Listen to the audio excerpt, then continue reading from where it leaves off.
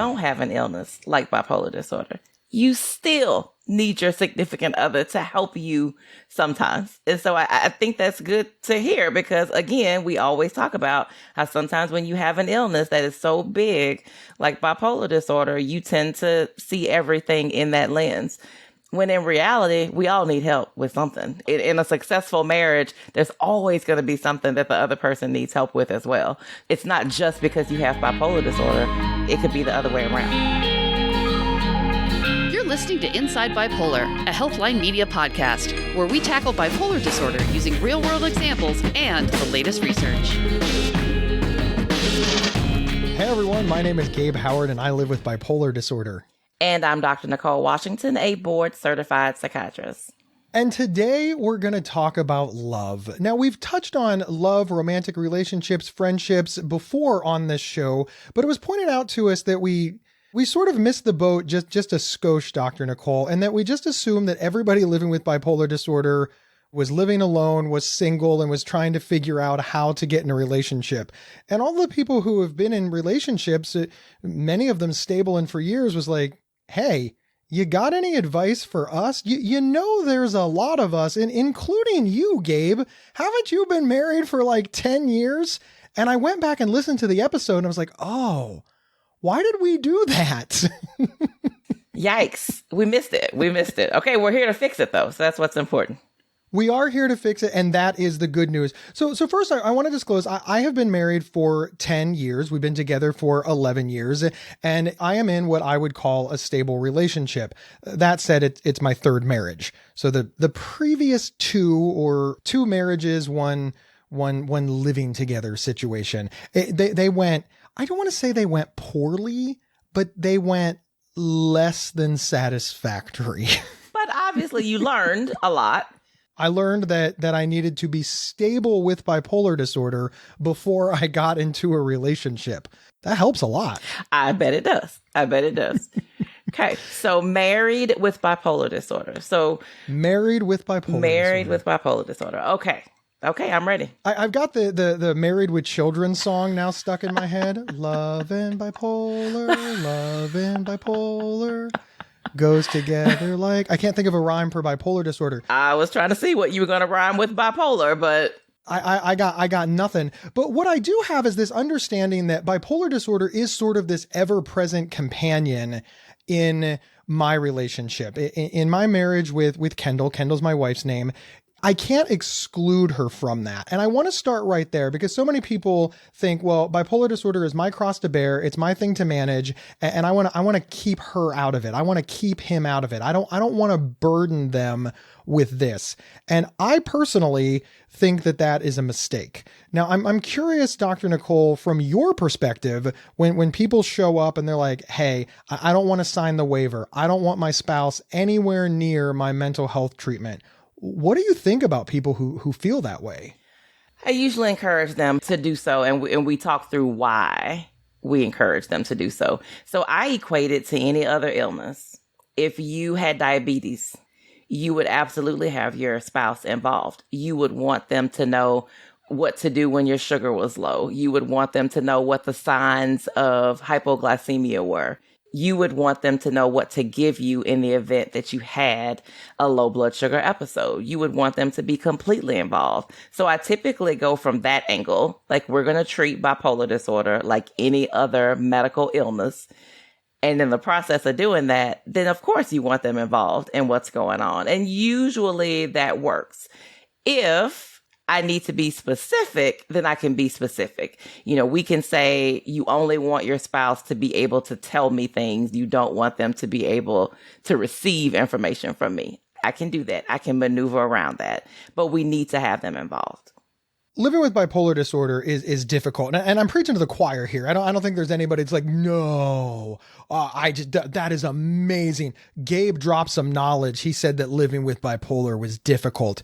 But here is this little skosh of knowledge that I want to drop. It does get easier if you have help, if you have that solid support system.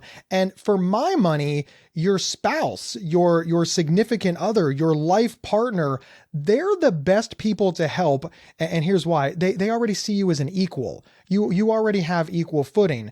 But many people believe that if they share this bipolar journey with them, that equality will go away.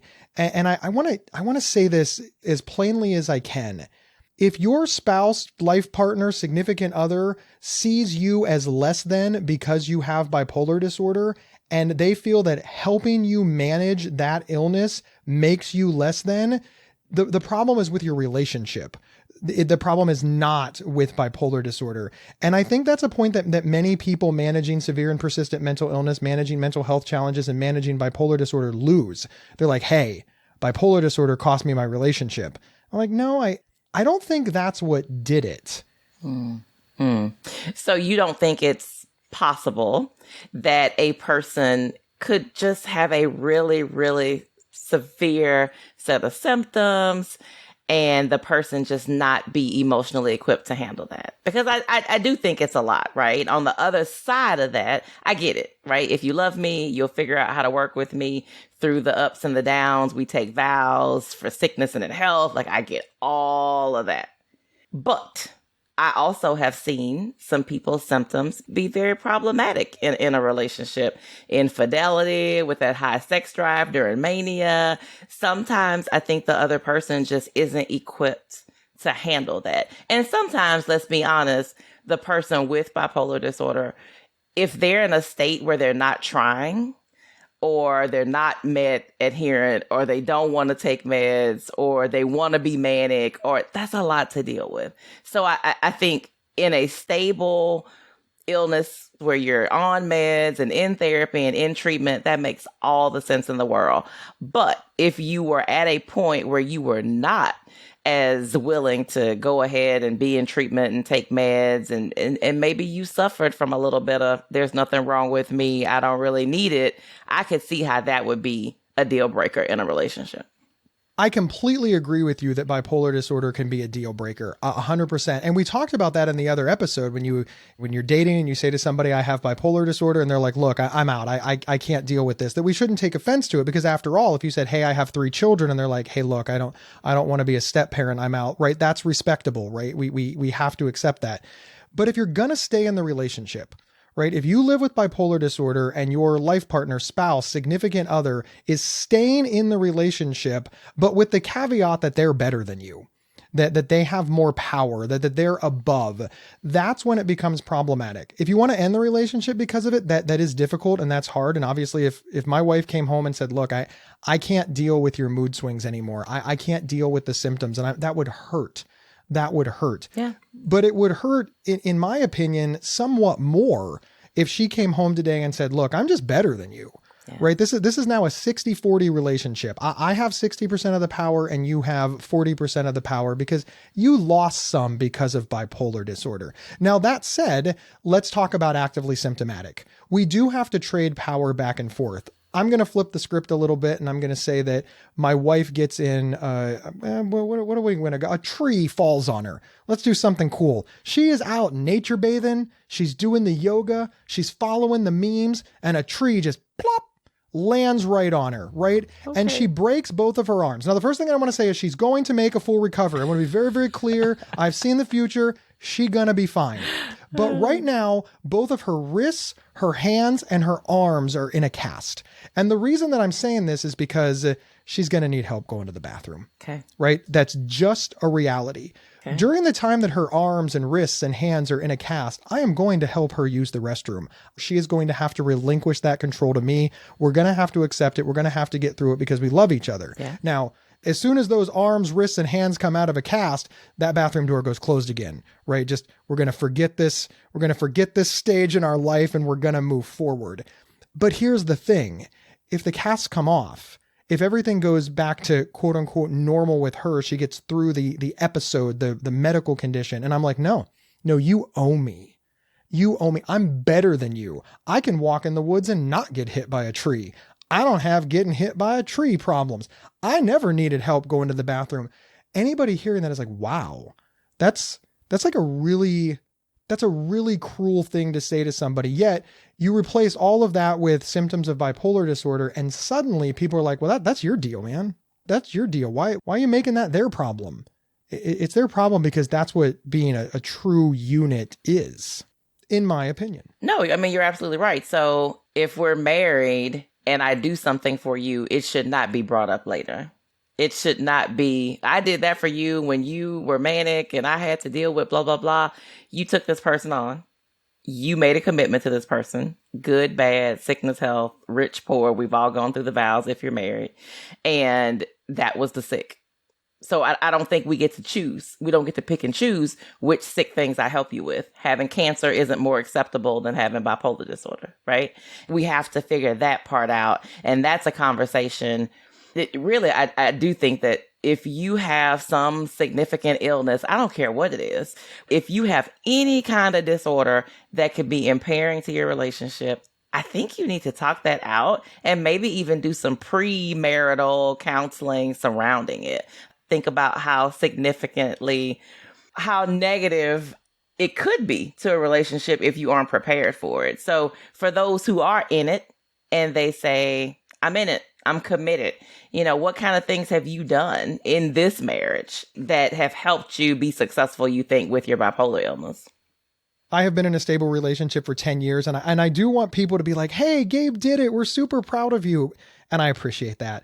But I want people to know that I had multiple relationships, including 2 marriages, fail before I got this knowledge. This is hard fought knowledge. So I want to share sort of what I learned from the failures and what I applied to the success. And hopefully folks can gain some insight from it.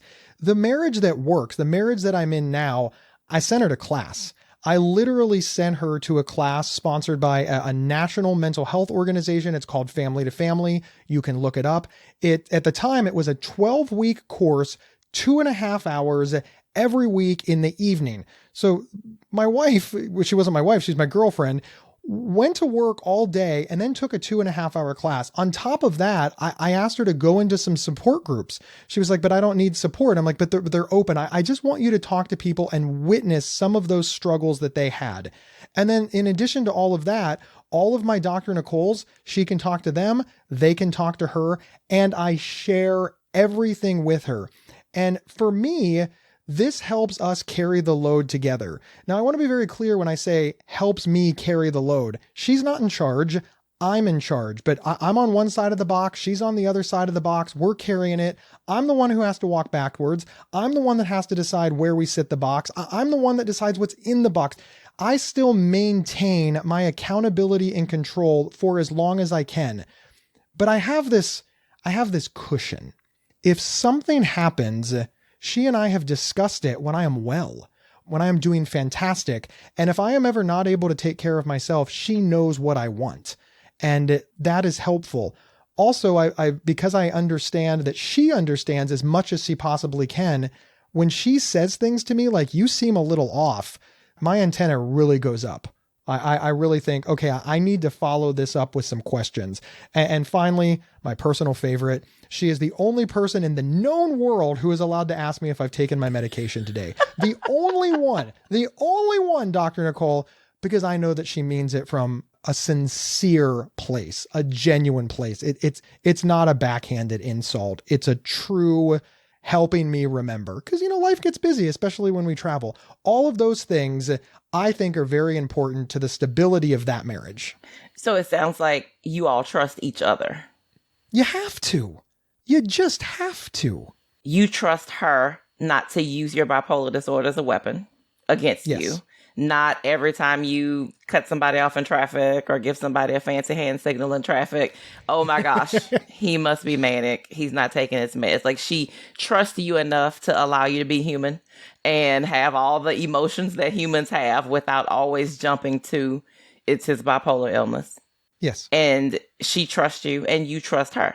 And so I think that's where we fall apart sometimes, because a lot of times what I see is that the person who has bipolar disorder has this mindset of, well, that's just none of their business. This is my problem. They don't have to deal with this at all. And that's just not true, because you also have a good understanding of how your illness can affect her if you all don't have good communication and she's not educated and the whole system isn't as well as you have it outlined right now. And so if anybody's listening, I would say, do you trust your partner? Have they been educated on your illness? Have they been educated on your specific history of mania, hypomania, depression, do they know what your symptoms look like so that they can say something? I will tell you a lot of times, especially husbands, I'm gonna beat up on the men right now, but especially husbands, the wives can literally look you in your eyes and say, something's not right. Something's off. They can tell me one little thing, like he typically does this one thing all the time. He hasn't done it in 3 days. That's typically an indication a depression's coming, or that's typically an indication, he is usually okay with sex 3 times a week. We've literally had sex every day this week. That is usually a sign that hypomania or mania is on the horizon. Listen to them. Listen to them. Please listen to these people.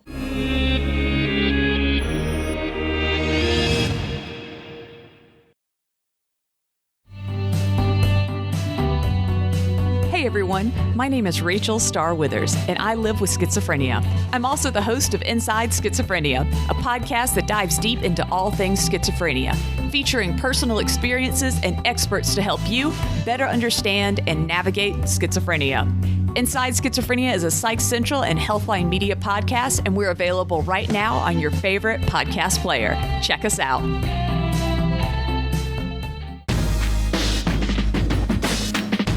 And we're back talking about successful relationships while living with bipolar disorder. People living with bipolar disorder who don't want to disclose in a relationship, it's always tabled on this idea that they don't want to lose power. They don't want to be stigmatized against. They don't want their spouse to constantly say, oh, well, that's a symptom. They don't want to lose. They want to remain equals, and they're worried about that. That is a possibility. We've already discussed that ad nauseum, but that's not the only one. There's another factor involved, that people with bipolar disorder are used to managing this on their own, and they don't want to burden their spouse. They don't want their spouse to have to carry the weight of bipolar disorder in any way. Remember my analogy about carrying the box? I know that some people heard that and they're like, no, bipolar disorder has caused me so much pain.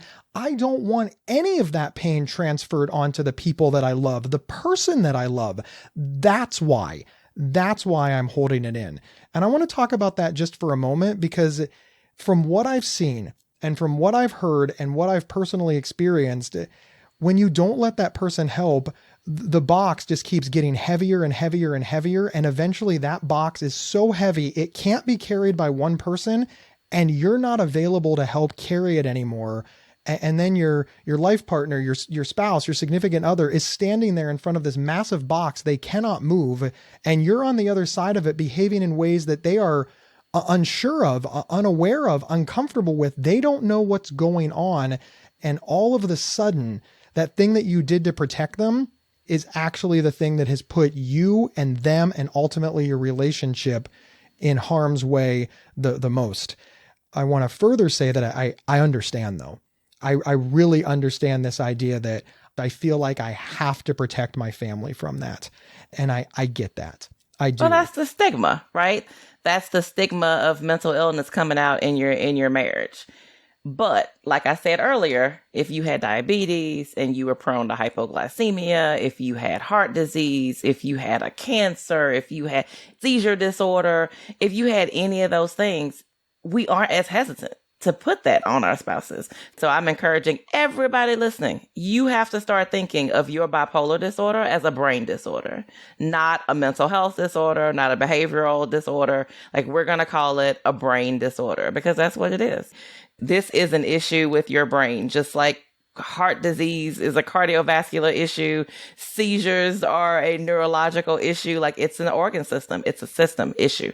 So we have to start thinking of it in that way and not stigmatize ourselves, because that's exactly what you're doing. Like, you're adding to the stigma and the shame of mental illness by saying, well, I don't really want to have to put that on them, because in some ways you feel like it's all on you because it's your fault. It's your issue. We don't do that with other disorders. You're also putting your relationship in harm's way, because when you have those symptoms, if your partner, your spouse, your significant other is not well educated, they could see those symptoms as you being an asshole, as you being dismissive, as you being lazy, as you being a bad partner. And then, of course, they'll think, well, he just started yelling at me all day today. And if they don't see that as agitation, if they don't see that as grandiosity or the start of mania or anger or just any symptom of bipolar disorder that you choose that comes out in these short bursts of irritability, if they think that you're just being a jerk, then yeah, reasonably speaking, they should be like, look, I tried to connect with them. I tried to talk it out with them. They completely dismissed me, ignored my feelings. And yeah, why would I want to be in a relationship with this person? And then after they leave, you're like, yeah, bipolar disorder cost me another relationship. But in actuality, it's not sharing what was going on. I know that my spouse and my friends, for that matter, and many family members, pretty much everybody in my life, Dr. Nicole, they have figured out that there's just times that, look, hey, Gabe's depressed. We're not going to try to talk him out of it. We're not going to just, he needs some help. And when I say depressed, I don't mean like clinical depression. I mean, like Gabe is sad. Gabe is moving slow today. Gabe needs some extra space. And because they understand that that's a symptom of my bipolar disorder, they give me that extra space and then they see where it goes. Because the majority of time it trends right up and I hit right back in the middle and everything's fine. They keep an eye on it. So if it doesn't trend up, then they have the conversation. Hey, you haven't been sleeping well. You've been irritable for the last couple of days. You've started 6 projects and haven't accomplished anything. And quite frankly, you're even kind of mean to the dog. Something is clearly going on with you. And I'm like, well, I didn't notice that. But because I established all of the ground rules when I was when everything was going good, right? When they say it, I think, maybe I need to take some action. Because this has been well established. But you remove all of that education, all of those conversations, all of that understanding. Well, that's just another person yelling at me when I'm upset. Well, I don't need this. You know what I've got going on right now? Nobody understands me. And of course, we say that nobody understands us because of bipolar disorder. But in actuality, nobody understands us because we didn't say anything and we hid it from them. Yes. There is personal accountability here that we can control. And in our most intimate relationships, our romantic relationships, letting people in is also a beautiful thing. I want to tell a sappy story, Dr. Nicole. Okay, I'm ready. All right. We always talk about how we have to hide bipolar disorder in the context of protecting our loved ones or not losing status, obviously avoiding stigma and discrimination. All those things are true. Don't forget about all of those. That's a real reality. Okay. But there's success. There is success with bipolar disorder when you achieve that stability, when you get that job, when you get that promotion, when you realize, hey, 10 years ago, I couldn't work part-time without having to sleep for 12 hours and spend the whole weekend recuperating. And now I work this high-level job and I've got health insurance and I just bought a house. There is success in achieving and accomplishing with bipolar disorder. And the people who help you, they get to share in that success. One time I got an award. I got an award for advocacy in my community, and I dedicated the applause to my wife. I said, don't clap for me. It's her. She helped with this so much, but she never gets to be on the stage. They never put her name on plaques. This podcast is hosted by Gabe Howard and Dr. Nicole Washington. There's no Kendall Howard listed anywhere, but she is such a huge part of this, and she knows it. And she knows how thankful I am for her support. And there's a beauty in that she and I get to share, because from day one, I let her know that I was managing this illness and she got to help. So in that way, my success becomes her success, becomes our success. And these are really the things that really cement and strengthen relationships. And I have to say that too, because, it's almost Valentine's Day and I want full credit for Stop it. Kendall Howard. I love her so much. She's beautiful. Stop. And Stop. You did not just try to get brownie points for Valentine's Day. Stop it. You gotta get them where you can. Stop. It does also remind me, though, that vulnerability is part of this. And sometimes ego can get in the way of being vulnerable. People out there listening, Another thing I want you to hear me say is we have to set ego aside and being vulnerable with your spouse. I mean, if you can't be vulnerable with your spouse or committed life partner, then who can you be vulnerable with? I mean, who is that person? Because there are little things that you can do and put in place, but it requires you to be okay with doing those things. You know, an example of that is bank accounts, right? If you are someone who, with your mania, hypomania, you tend to get a little spendy, right? You tend to spend a little bit more than you need to spend. I have couples who will have an account with a limit set on, you know, how much a person can charge, or the person with bipolar disorder has an account where they can spend no more than what's in their account, and they only use that check card. And that works because then if they get a little spendy, they're going to get declined. They're not going to be able to spend and go into the hole, and they have in the past. So it's just a safeguard. It's not a, my spouse doesn't trust me with the money. It's I know that if I get in that state, I can't trust myself with the money. So I need to make sure that I'm not putting my spouse and my family and my life in jeopardy because of my illness. And that's a vulnerable space. So I think there are little safeguards like that you can do. Have you done any of those? Do you have any kind of safeguards in place like that to kind of help in the event you end up in a space that you don't want to be in?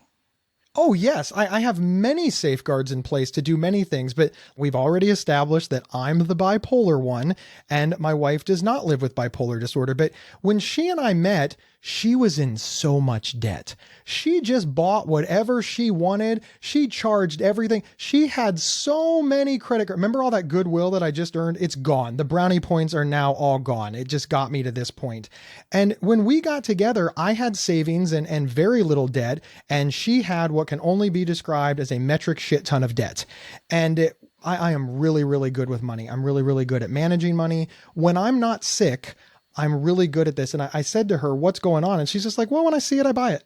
I'm like, okay, well, now that we're moving in together, now that we're getting married, we have to stop this. And she's like, well, this is just how I've always been. This is how my family's been. And I said, all right, we're going to use technology to help us. We are going to turn on every time you swipe your credit card, it sends us text messages.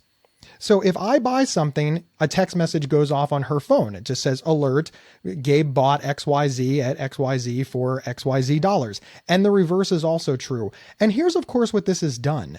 Every time Kendall pulls out that credit card, she's like, as soon as I swipe this card, Gabe's going to know. Will Gabe be okay with it? And that it's just that moment. Now, the reverse is also true. The reverse is true for me. Every time I swipe the credit card, of course, Kendall's phone dings and she knows what I buy.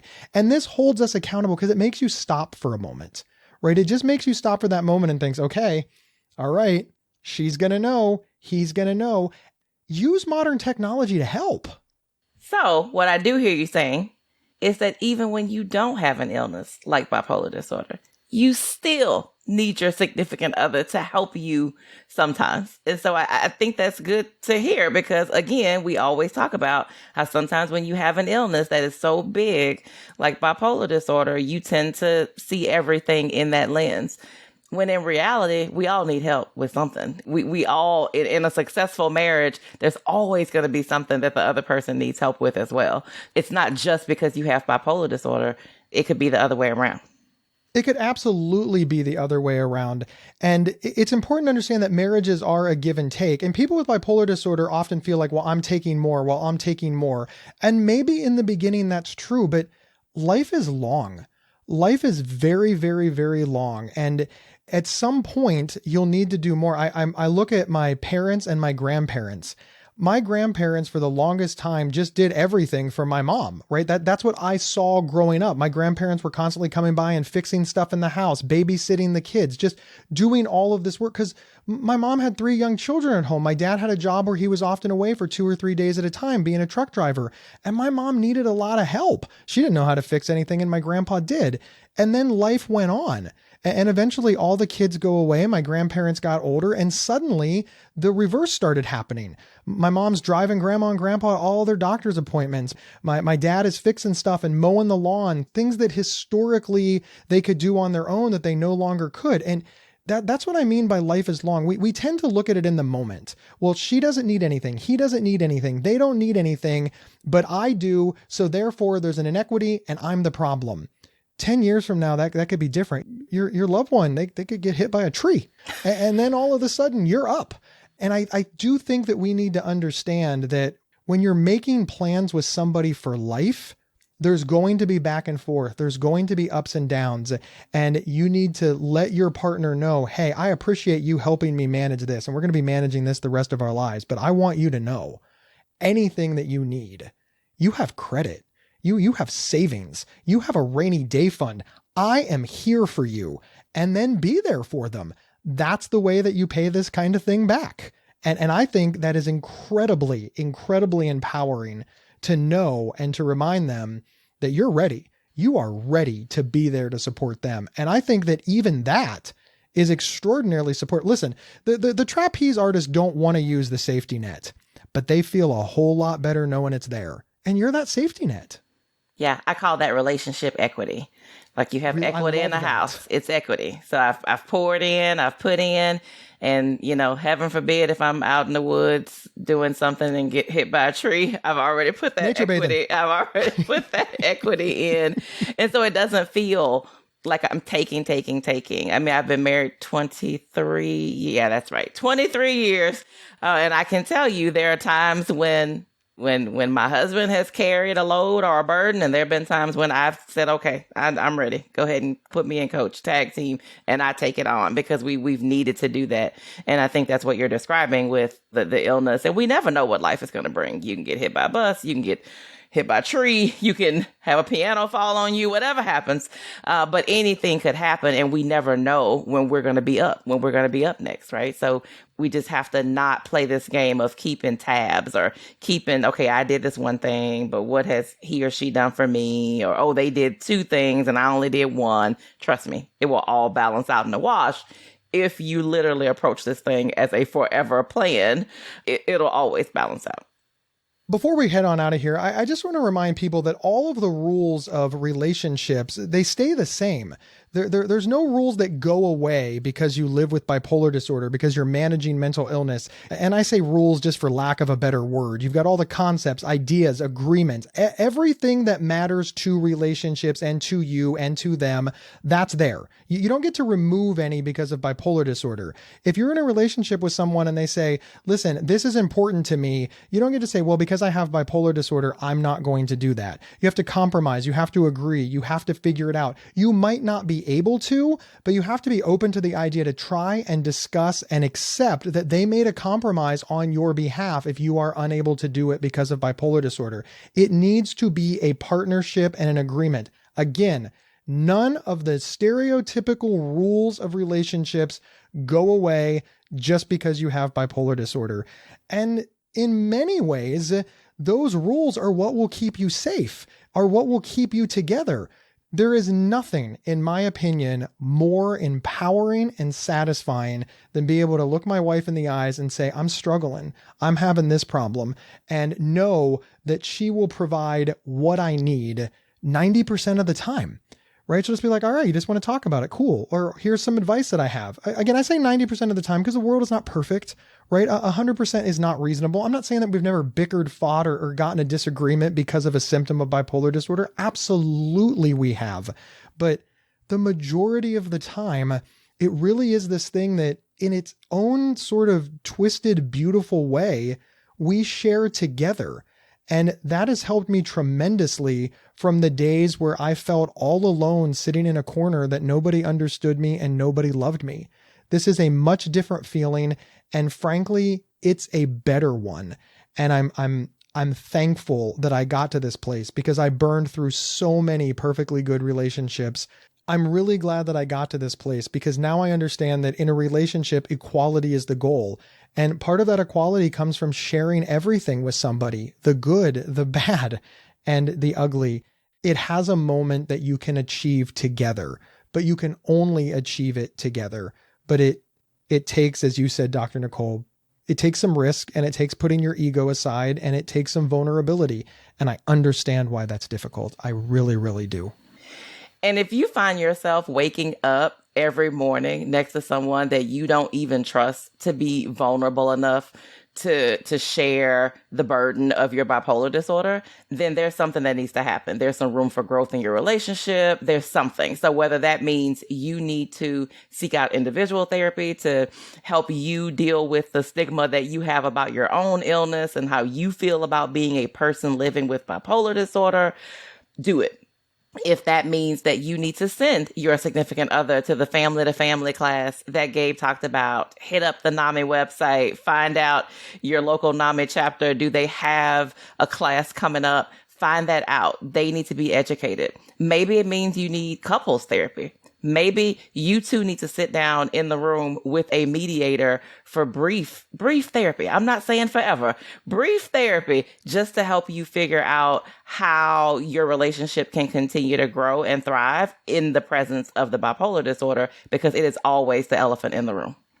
I completely agree with that. And the last thing that I want to disclose is my wife and I have been through tons of couples counseling, tons of couples therapy. I don't want anybody to listen to this episode and think, ooh, Gabe figured it all out and he has a perfect marriage. No.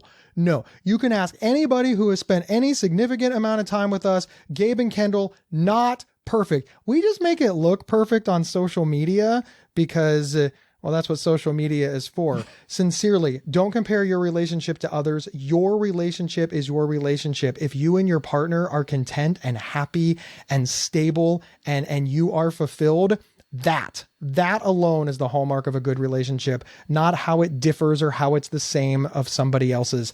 I swear, Dr. Nicole, comparison makes more misery than anything that I know.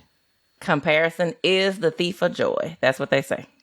Dr. Nicole, as always, it's awesome that you are here. And to all of our listeners, thank you for being here as well. My name is Gabe Howard, and I am a public speaker who travels nationally, and I could be available for your next event. I'm also the author of Mental Illness is an Asshole and Other Observations, which you can get on Amazon. But if you want me to sign it, just head over to my website at gabehoward.com and learn all about me and grab the book there. And I'm Dr. Nicole Washington. You can find me on all social media platforms at Dr. Nicole Psych to see all the things I have my hand in at any given moment. And wherever you downloaded this episode, please follow or subscribe to the show. It is absolutely free. And hey, can you do us a favor? Share the show. Send a text message. Put it on social media. Bring it up in a support group. Send an email. Sharing the show is how we grow. We will see everyone next time on Inside Bipolar. You've been listening to Inside Bipolar from Healthline Media and PsychCentral.com. Have feedback for the show? Email us at show@PsychCentral.com. Previous episodes can be found at PsychCentral.com/IBP or on your favorite podcast player. Thank you for listening.